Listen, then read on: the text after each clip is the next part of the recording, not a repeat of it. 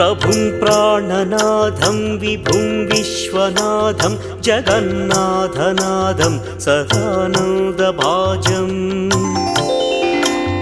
भवद्भव्यभूतेश्वरं भूतनाथं शिवं शङ्करं शम्भुमीशानमीडे गळेरुण्डमालं तनौ सर्पजालं महाकालकालं गणेशादिपालम् जटाजूटगङ्गोत्तरं दैर्विशिष्यं शिवं शङ्करं शम्भुमीशानमीडे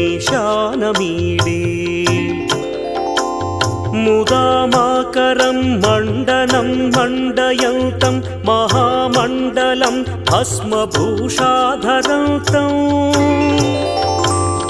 अनादिं ह्यपारं महामो